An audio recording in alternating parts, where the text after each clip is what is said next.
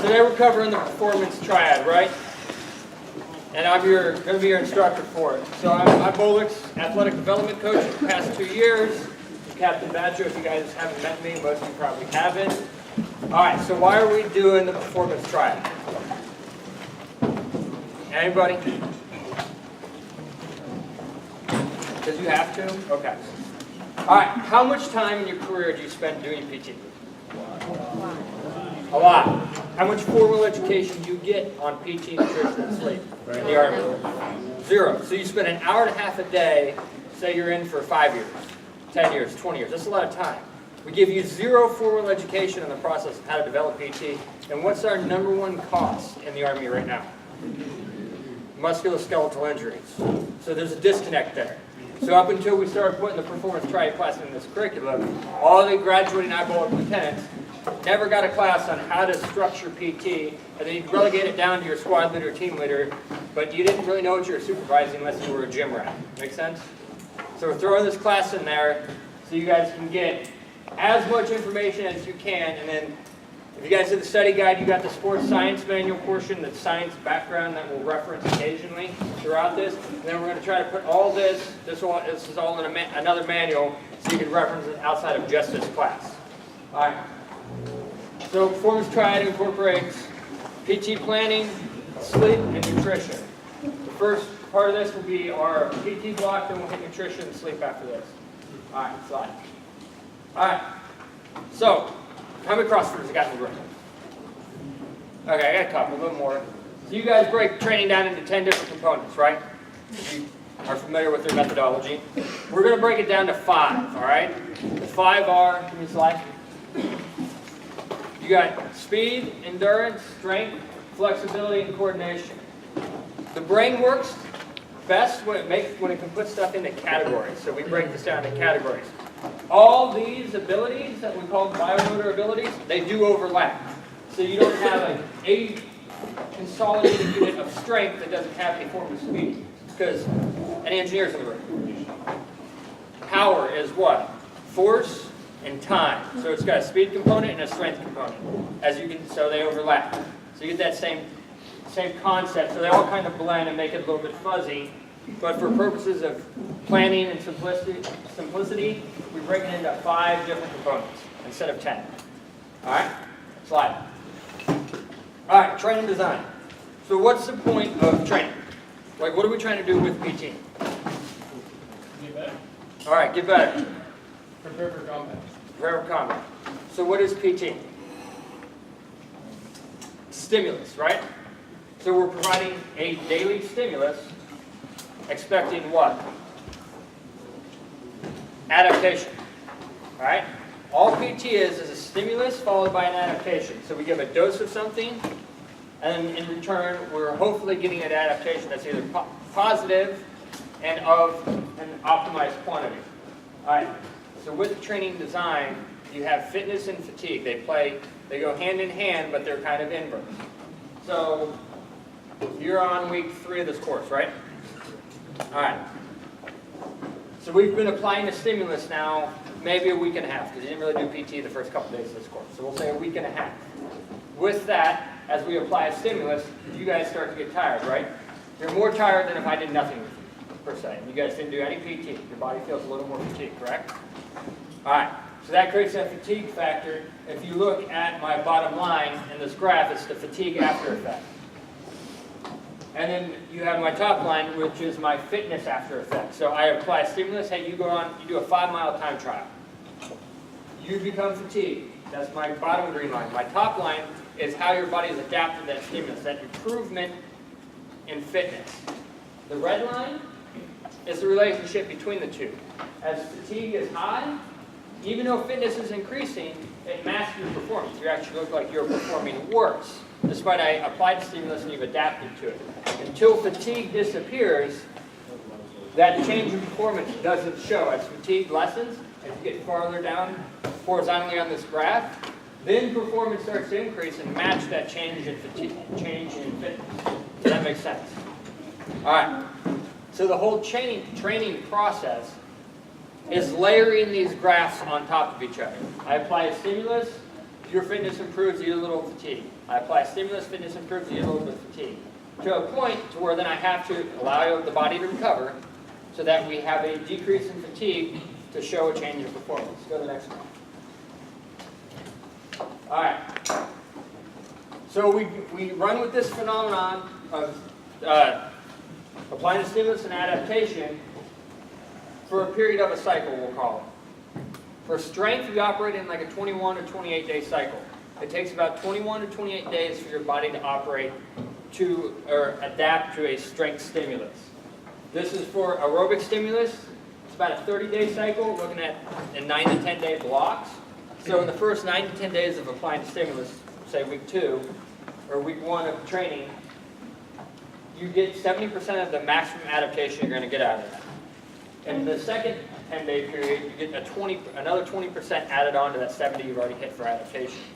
And then in the last 10 days, you get another 10%. So progressively, your body adapts to that load. Up to a certain point, when it stops getting any benefit out of that stimulus, then you have to change the stimulus.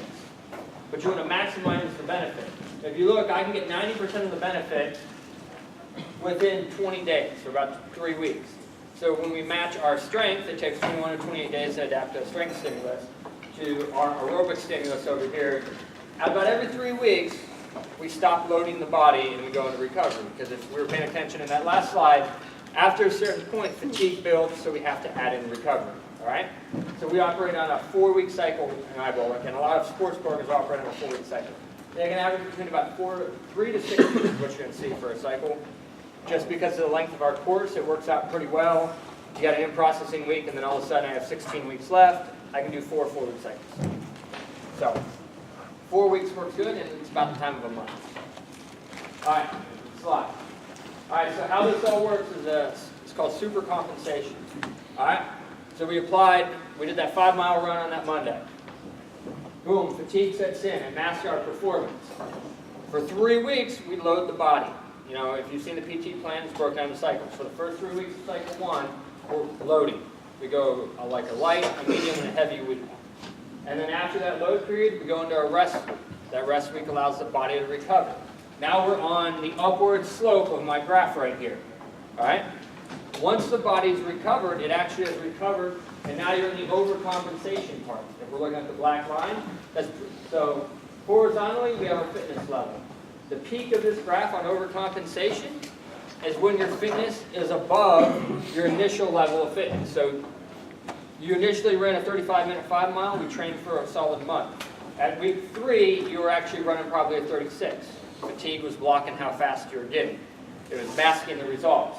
After we do a week of recovery, which is not necessarily sitting on your butt, then you're maybe now running a 34 because you've overcompensated. And how this works is we layer on another cycle. We take, now that you were at a 34, we do 3 more weeks of training, which drops you back down. Now that the fatigue's back in, you're probably now down to a 35. And then we recover for a week, and maybe you're at a 33-30. And we keep working that, get into a higher level of fitness, retraining, get some fatigue back in there, it'll drop you down, rest, and then we keep going like this. Does that concept make sense to you guys? All right. Let's go slow. All right. So that's the general concept of stimulus and adaptation. All right. With training design over a 16-week program, an 8-week program, if you're looking at a 6-month training cycle, we progress training design from simple to complex. All right? So we do our simple stuff first. Our beginning right now for the Ibolic cycle, you're doing acceleration work. You guys are probably thinking I'm crazy as you're running 20-meter sprints and resting 2 minutes. But it's simple speed work. There's a point to it. And you're doing easy 3, 4, 5-mile runs. Just getting some volume in there. Some slower, in your mind, slower paced distance runs, things like that. The weightlifting's simple. You're just doing squats, bench, big mover muscles. And then when we go progress on the season, we start adding complexity to the foundation we built. We may throw in some Olympic lifting from the hang position. We're going to do a lot more intense speed work. That's more than just acceleration work. That's going to really stress the hamstrings. some complex pace changes in the endurance section, going from starting at a mile pace, you'll drop down for a rep, going to 400 pace, and maybe back to 5K, looking at rhythm type stuff. So you start simple and you progress to complex. Same as an RV training cycle, all right? Start at BRM, team live fire, squad live fire, platoon live fire, working some stick stuff in there. Simple to complex. All right. And then as well, you go general to specific, all right? So the easiest way to think about this is for the training we do in iBullet, we start at two ends of the spectrum, and we call it our general training. The short speed stuff, and then longer endurance type paces, the slower paces. And we try to work them up to a specific pace at the end of the cycle, working for your 2 mile. So we're going slow, high speed stuff, one far end away from the 2 mile, and then we're working the endurance side on the other far end. Those are your that general base of building a speed and endurance, bringing it together by the end of the year, going to a specific section of speed training that's designed based around whatever event distance you're doing. Your specific is determined by what you're trying to accomplish. Are you training for the RPAT if you're in regiment? Are you training for an APFT? Are you training for a 5-mile run, 10-mile run, or a powerlifting competition? So your general training to specific, and specific is event-based on what you're doing. It doesn't always have to be centered around the APFT. It may be a unit competition you guys are taking part in. Slide. All right.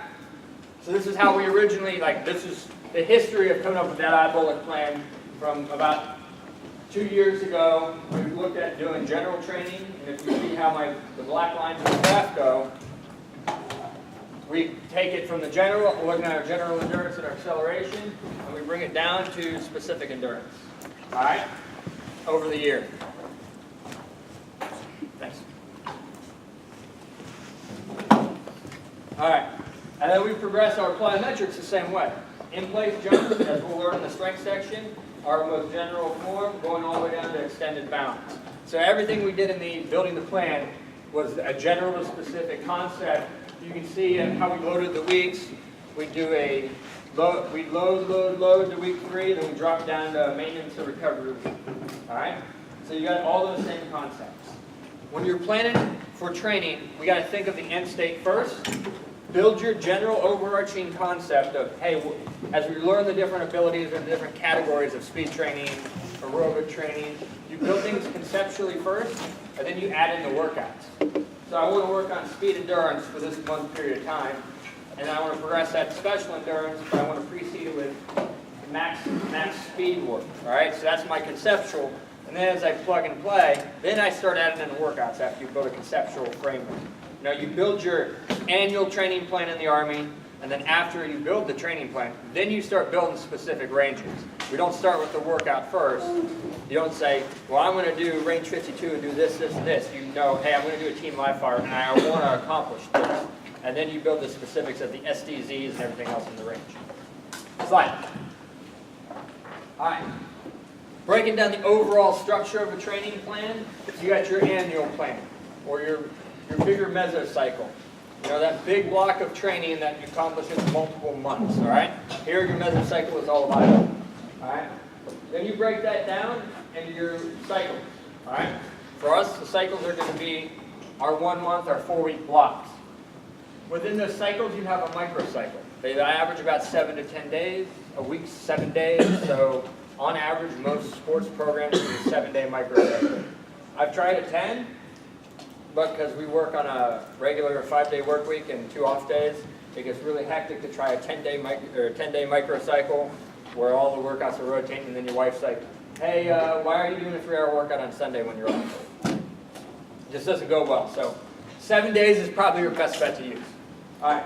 Within that microcycle, you break that down into training days. Training days are no different than Monday, Tuesday, Wednesday, Thursday, Friday. It's just a regular day. All right. Each training day should have a theme, whether it's like a speed power theme, a speed strength theme, an endurance and a general strength theme. And then the theme should rotate. Within the cycle, each microcycle could look very similar. Each Monday can have the same theme in that microcycle, be it speed strength. Tuesday can all be an endurance and a general strength theme. And that can all stay the same because we talk 21 to 28 days it takes to adapt to a stimulus. So within that 21 to 28 days, The stimulus is all going to be similar, we just progressively overload them over time. All right, so that training day you can break down into training sessions. Unless you're elite level, you probably want to keep it to one training session a day. All right? That training session doesn't mean it's an hour. It can be up to, I mean, you could really do up to a 4-hour training session depending on what you're trying to accomplish. But it's one workout. You know, you could have a speed focus where if you look at the bottom, that's a 6x100 with 6-minute reps. There's multi-throws in there, throwing a shot put or throwing a medicine ball. Then there's an entire weightlifting section. It's got one focus. It's a speed, strength, power focus for that bottom day. That top day is actually a 2-session day, but the theme is the same. You have a 10-mile run in the morning and a 5-mile run at night with a little bit of weightlifting in there. That's one time that you're going to see a 2-session day, but unless you've trained for a high amount of volume and you've been doing it for a lot of years, you don't need to do 2 sessions in a day. When we talk 2 sessions, you're really addressing the same theme twice. 2 speed workouts. So in the morning I do 6 100s, and in the evening I may come back and do 5 150s or something like that. I hit the same theme twice in a day. That's really what we're talking about when we're talking about doubles. When we're talking singles, you can hit speed, strength, and stuff, and that makes it a single session because you only hit each thing once. Now, does that mean you want to hit all 5 biomotor abilities in the same day for long 1-hour workouts? No, we're not talking about that. All right? The big thing, so you got a soldier, he's overweight or can't pass the PT test. What's the Army normally say? Oh, he needs to do afternoon PT, right? Because he's just not getting enough in the morning. So we talked about the fitness fatigue model. If we give too much of a stimulus, he gets way too fatigued and he doesn't recover. Given a guy who's unfit, do you think doing 2 sessions in a day is going to help him at all? This is going to bury him even more. Give him a good 1 hour, 1.5 hour session, slowly build his fitness, and then you can progress that longer after he gets adapted to that original load. Problem is, you're probably getting one workout that's pretty bad in the morning. So I think the solution there is you fix the workout in the morning to make it worth his time. Because there's no reason in an hour and a half you can't have a great workout, and doing an hour and a half every day, you can't get better. Like, it's a myth that Army PT is made to sustain. You can do an hour and a half workout and run some rock solid times that you go kick some high schooler's butt in cross country if you really want to, or compete in any sport you really need to. All right, so within that training day, we kind of talked a little bit about doubles and singles in a day, and that doubles that aren't needed. You got a training unit. So the training unit breaks down, that's my speed section. All right, that's my 6x100s. My weightlifting is another training unit.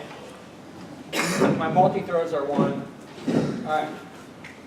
Training units, if you really need to based on time, you could break that single training session up into a double as long as you don't split the training unit apart. Like, I could do my speed training and my multi-throws in the morning if I've only got an hour, and then come back and do that lift after a short warm-up in the afternoon. It's not a double because it was built as one workout and I'm not hitting the same ability twice. It's just time. It's practical. Hey, you only got an hour of PT in the morning, but you know you're going to have an hour at night to go hit the gym.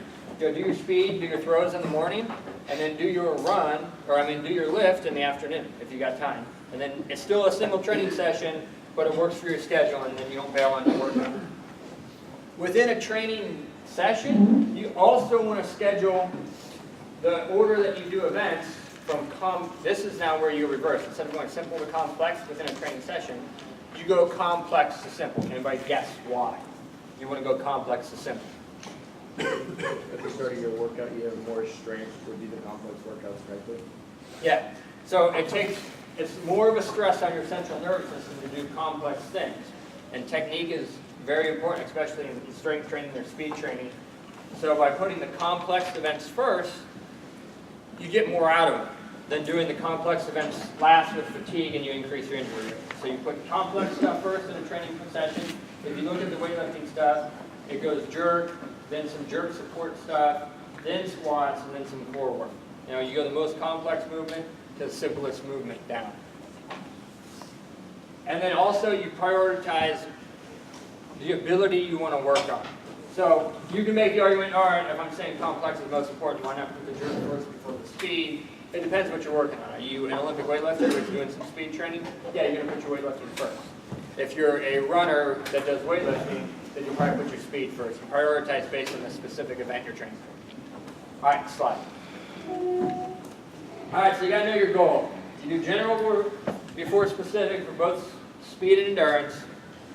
Strength before power, because we talked a little bit before we started teaching that power is force over time. You really can't have power if you don't have any strength, because there's no force in that. You got to do strength before you do strength endurance, because you can't endure a quality you don't have. It's really hard to have strength endurance without any strength. All right. Same with speed before speed endurance. All right, and then you always want to have a little bit of type of neuromuscular training, that short speed type endurance at some point or another. I mean, you experience it all the time in the Army. It's called 3 to 5 second rush, so it's okay to have in there. It does have tactical value. All right, slide. All right, so as you know your goal, you know your end state, you build your plan, you got to test it. All right. How good is a program if you spend 17 weeks doing it and you never evaluate if that program works at all?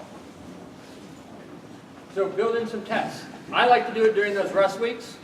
Throw in a test to see, hey, I want squats to improve. Did squats improve? So I test during the rest week. Towards the end of the rest week, I'll throw in a squat test. All right? If you're doing a heavy aerobic cycle, you can do a time trial. 1 mile time trial, 2 mile time trial. You can do a 5 mile time trial. I prefer a 1 mile time trial, because if I got my choice to race a mile, race 2 miles, or race 5 miles, I'm going to prefer the mile, because it takes a lot less mental energy to go hard for a mile than it does to go hard for 5 miles. Make sense?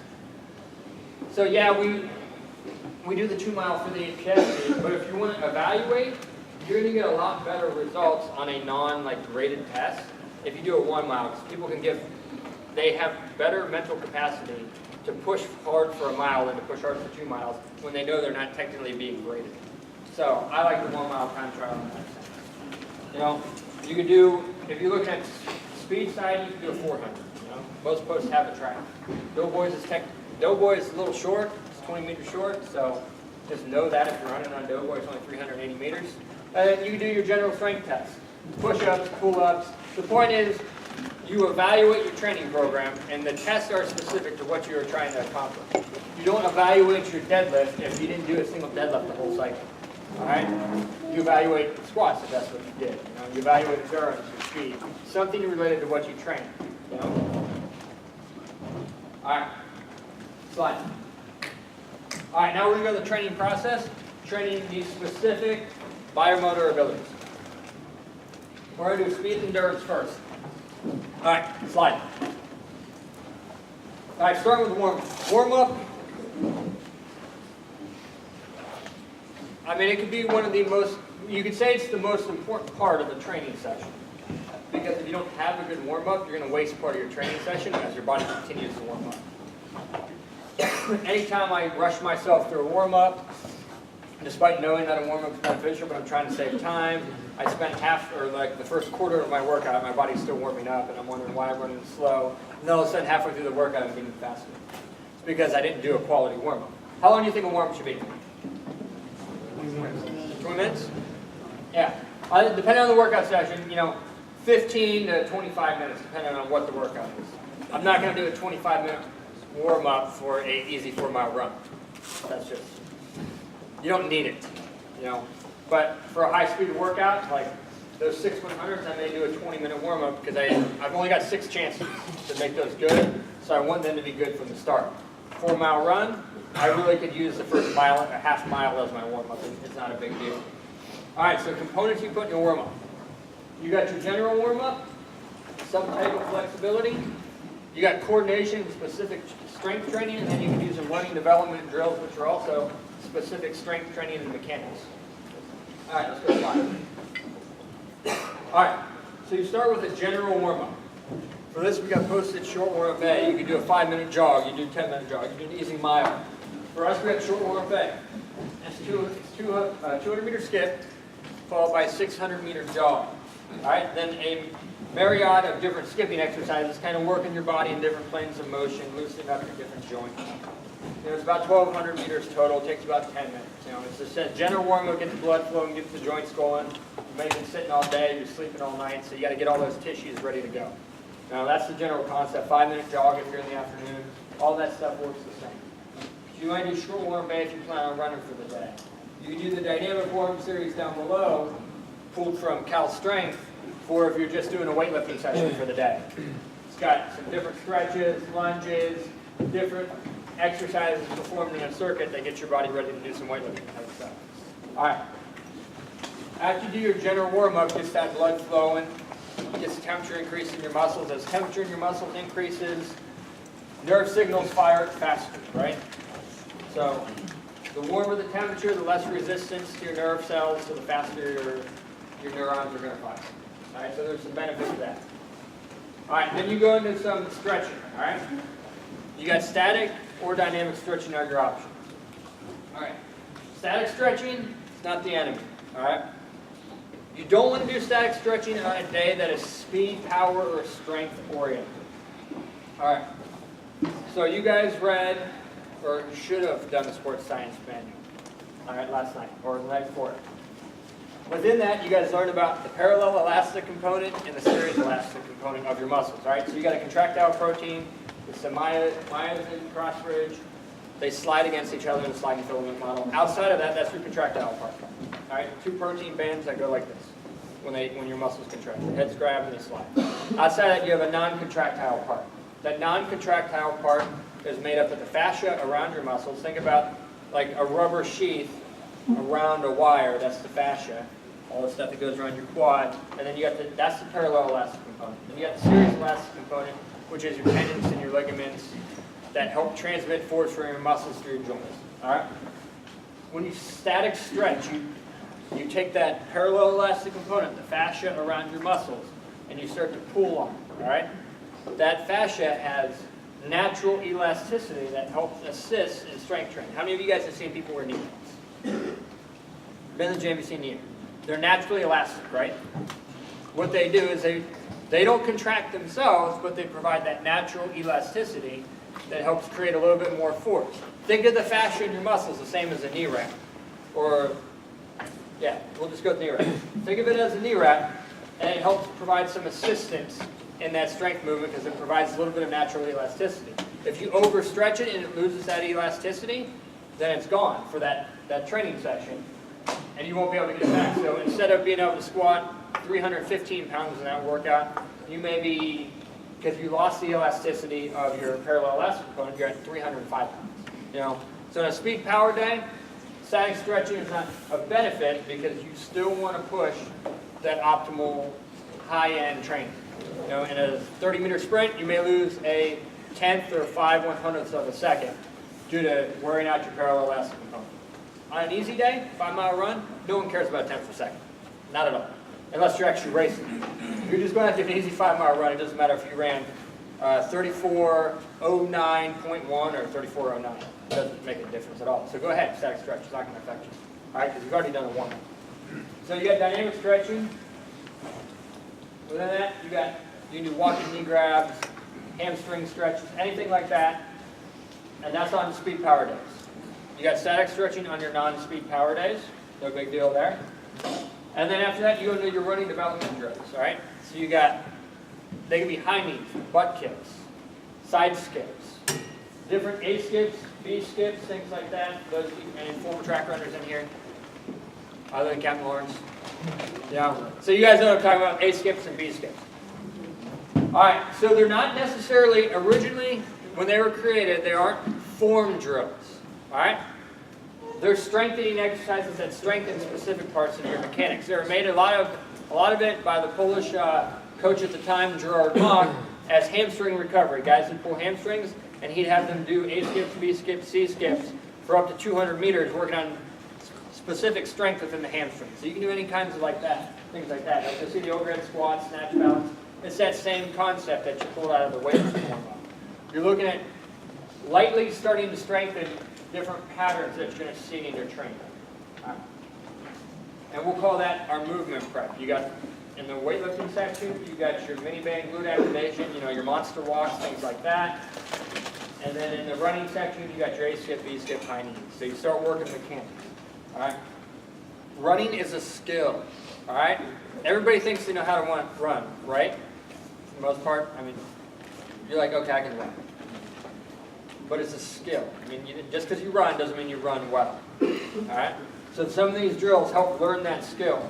If you take a class I've taught over 17 weeks, on day one, you look pretty bad at these drills, like horrible.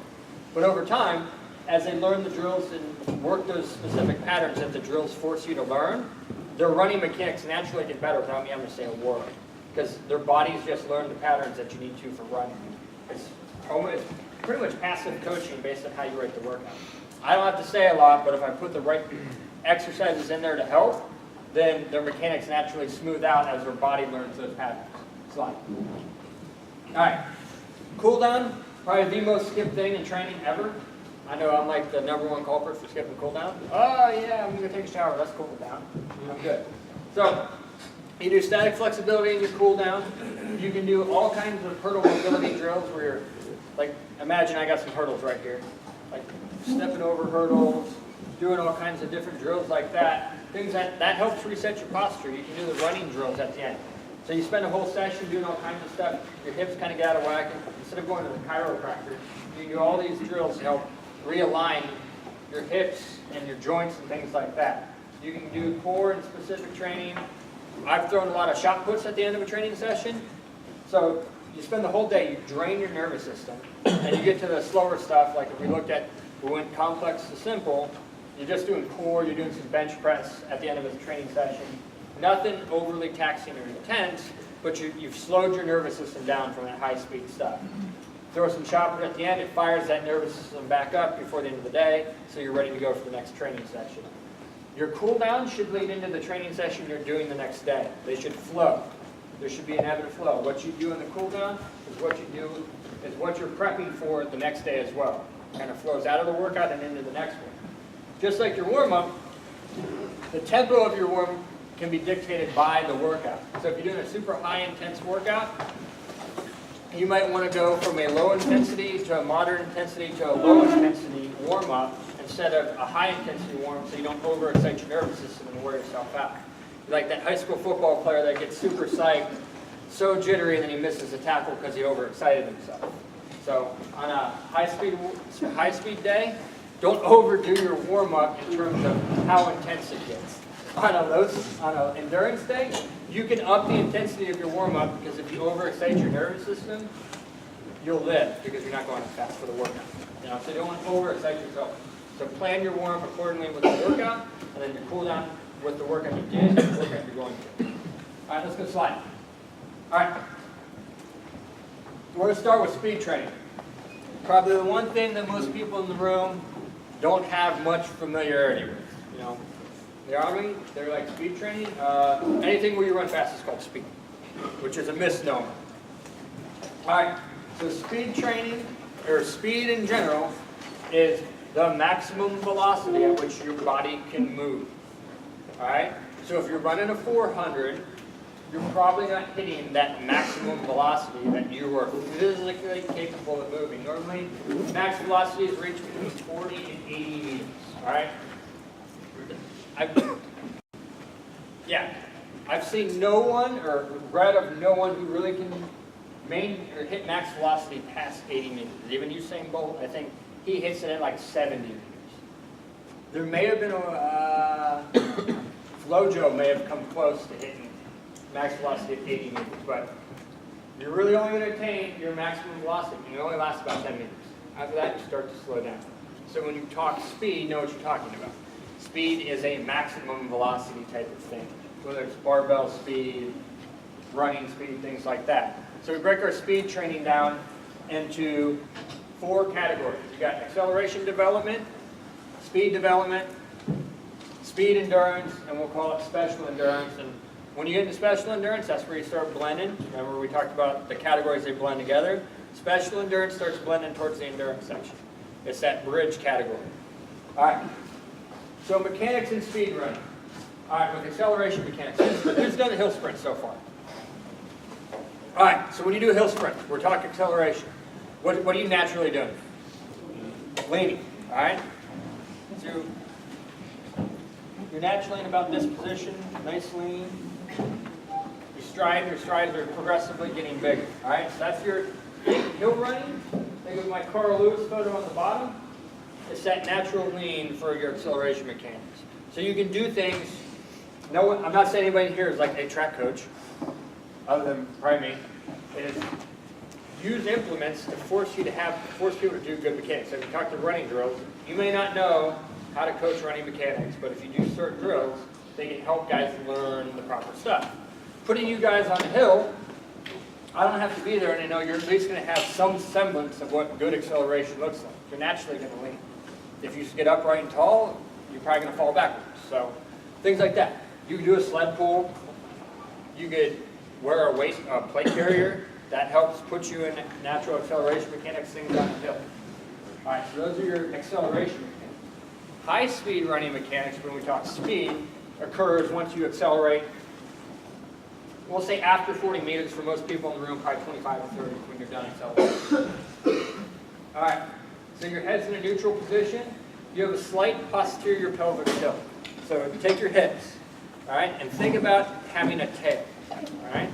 And you try to put that tail that's coming out your backside onto the ground, and it rotates your hips forward, all right? That's the hip position. You don't want to have your butt stuck out, because what it does is it allows your hip joint and your knee, as it rotates through, to rotate fuller all the way through to load your legs better and hit the ground. If you're like this and squatty, you don't get a full hip extension. Being here, you come through, you get a much better hip extension position. All right. The ankle stays relatively dorsiflexed, which is roughly about that, where you land on the ball of your foot. All right. You don't get complete hip extension where you're standing like super tall. There's still some give in your hip, but you're looking for a good hip extension, all right? And you're tall. The key with speed running is you're tall and vertical, all right? Acceleration produces a lot of horizontal momentum. With speed mechanics, you're really overcoming gravity. You're a little more bouncy. The key is putting force into the ground and coming back up and staying tall, all right? That's a quick once over the world on speed mechanics. All right, let's go next slide. All right, so this is what we had a table. Everything we try to do is put it in some form of a table the best we can so that you can easily pull out categories. All right, so we'll talk absolute speed and acceleration. So acceleration, 0 to 40 meters, all right, or 0 to 30 meters, depending on how talented the people you are working with. All right, with an acceleration workout, what's energy system do we stress? Can anybody remember from the manual?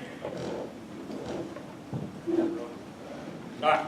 And yes, it is an anaerobic energy system somewhat. It's your ATP creatine phosphate energy system. All right, so it's your readily available source of ATP in your muscles that lasts 2 seconds. Plus, you have ATP and creatine phosphate. So every time you use ATP, that first energy system takes that creatine phosphate and refuels what became ADP. All right, it lasts 7 to 10 seconds. It takes roughly 3 minutes to recover the whole system once you exasperate the entire system. You're about 50%, 90 seconds, in 2 minutes you're at 80%. So long recovery. So the system lasts 7 seconds, it takes me 3 minutes to recover the whole system. It's relatively inefficient, but it's great for high speed, high power. All right. So we go full recovery. General rule of thumb for speed and acceleration type work is for every 10 meters you run, you rest about 45 seconds to a minute. All right, so you guys doing that 8 20-meter hill sprints, you rested, what, about 2 minutes? Or 90 seconds? All right. You were supposed to rest 2 minutes. All right? Here's why, as we said, you got to recover that whole energy system. All right? The goal is, if I put timing gates at the bottom of that hill and the top of that hill, each rep is identical in time. So you did each one, 20 meters, 2.95 seconds. And then the next one, 2.95 seconds. Once you start cutting that rest, you're not recovering that ATP creatine phosphate energy system. And now you're doing it with 80% of the tank. And if you don't recover after that 80% of the tank, now you have 70% of the tank. So you go from a 295 to a 297, to a 3. Now you guys are like, I'm not competing in the Olympics, so I don't really care. But the point is, you need that full recovery so you can get the max benefit of the workout. Because why waste your time and not do the purpose of what the workout is designed to do as you do it? So you want to work that acceleration. So acceleration work up to 300 meters. Generally, the rep length's between 0 and 40 meters. All right, and you rest about 1 minute to 45 seconds per 10 meters. All right, from there we progress to speed. All right, speed gets grouped in that top line, absolute speed. Speed happens between 40 and 80 meters. We're looking to fuller recovery. You can still apply that 1 minute per 10 meters theory to that one. All right, and then from speed work, we have workout examples on the back on the next slide, but let's pull them from the table. All right, then we work speed endurance. For simplicity's sake, you're going to skip the next 2 lines. You're going to look at line 1, and then we drop down to line 4 when you look at speed endurance. All right? If you have more time or you're really focused on speed, and you're trying to run like a 200-meter dash, yeah, we can worry about the 2 lines of speed endurance. But for Army purposes of hitting speed maybe once a week, we drop down to line 4. 0 to 150 meters for speed endurance training. All right? This stresses your anaerobic glycolytic system, that second energy system. It recovers faster than your ATP creatine phosphate, so your rest can actually look similar to what your speed work did. So now all of a sudden you're running a 120-meter sprint, and you're resting the same you did at a 16-meter sprint. Remember, your intensity is high, but your actual speed is going to be a lot less than what your 60-meter was. You're not going to be able to hit 12 meters per second and maintain it. You're probably at 11 meters per second. All right? So your reps go between 0 to 150 meters.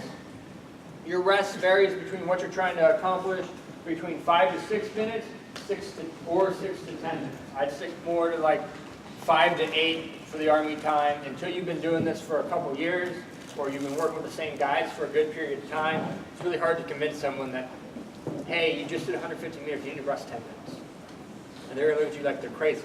After a certain period of time, I guarantee you by week 14 at least, I can convince an entire class to rest 10 minutes after a 150 meter sprint. I've seen it. They'll be like, okay, yeah. How about 12 minutes rest?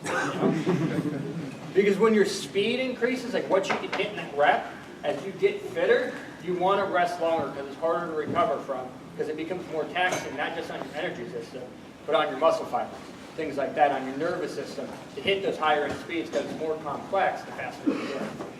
All right, so speed reps go 150 meters. You know, you're looking at volume up to about 1,000 meters at most. All right, then you break down from speed endurance, you go to special endurance, which goes from 150 meters to 600 meters. This highly stresses your anaerobic system. This is where you really start to produce a lot of lactate, which we'll talk more about when we get to the endurance section. All right? The volume goes between 1,000 meters to, depending on the rep length, you know, you go up to or as low as 300 meters. The rest are really long because it takes a while to flush those lactate products, the lactate acid, out of your muscle fibers, all right? So you high-speed rep, we're looking at, say we're doing 200s, and you want those 200s all to be done in 24 seconds. To hit them back at 24 seconds, you're probably going to take 15 minutes rest to push all the byproducts out, because you want to be as fresh as you can for the next rep. That's kind of what the goal of the special endurance training is. You're forcing your body to produce lactate and then getting rid of it. It's the speed side we're looking for. Any of those workouts where you want to slow it down and shorten the rest, now you're looking more at endurance. We're talking all speed here. All our speed training involves a lot of rest. And then our 2 other categories, intensive tempo and extensive tempo, those are your fitness side of the speed rule. Now you're going to look at more intervals. All right? With extensive tempo, you're looking at aerobic capacity. You know, reps at 70 or 60% of your max speed. It's still fast. It's probably like 800 meter pace or 1 mile pace. You know, very short rest.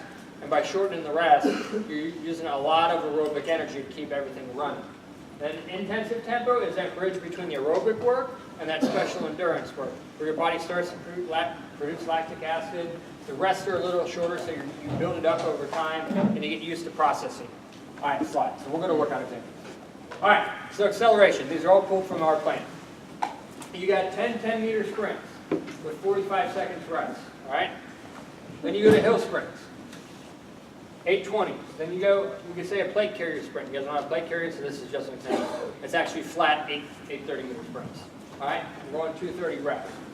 You'll notice the speed, the distance progresses. With speed training, everybody's like, oh, I'll skip the acceleration and I'll go right into the speed work. If you do that, you're probably going to pull a hamstring. I'll put, if a platoon does that, I'll venture to say you'll probably pull 5 hamstrings within a 45-minute formation. Because you got to train your body to get used to the load that you're going to experience, all right? So yeah, it's not challenging to do 10-meter sprints for the most part. But you're getting your body used to handling that speed load that it's going to handle later. Some good programs, they will. They'll throw speed work in ahead of time, but their athletes are a lot more used for doing speed work, and they still run the risk of hamstrings being pulled. Most programs start with acceleration, and you build that base.